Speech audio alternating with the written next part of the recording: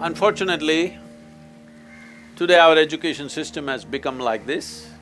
We think everything, every damn thing that you need to know in your life is in a book. If you think everything is in a book, you are a religious person. You are not a student, you are not an agriculturist, because these farmers know more about agriculture than somebody who's done PhD in agriculture.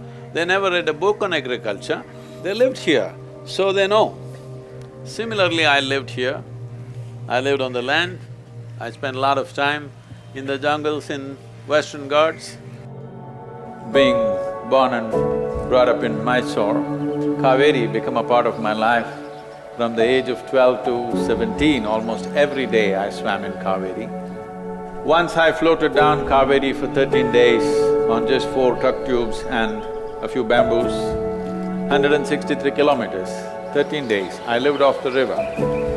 In my experience, the river was not just a source of water, it is a life by itself, far bigger life than you and me.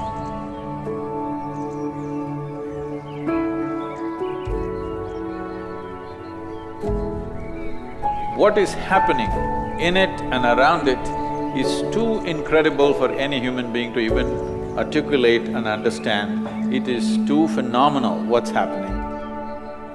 But today you have all kinds of dinghies and boats and everything, you can use something better than me. I only had 4 truck tubes.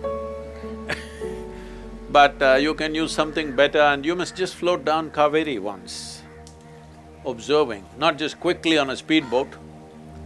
Slowly, taking 10-15 days, you will understand how a river is made. What makes a river? It's not some kind of science that you read in a book. It is here if you pay attention, it's all here.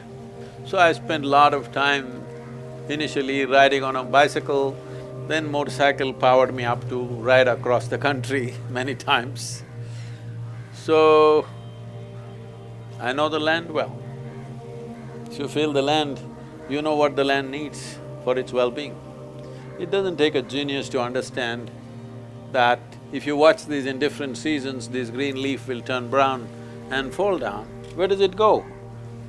Not one or two, millions of tons of leaves are falling down.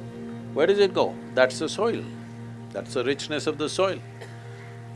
And millions of animals, wild and otherwise, all of them shit. Hello? Where does it go? That is the soil. Without leaf and human also, human and animal excrement, there is no soil. Soil will become sand. So minimum, the United Nations says this, I don't agree with this.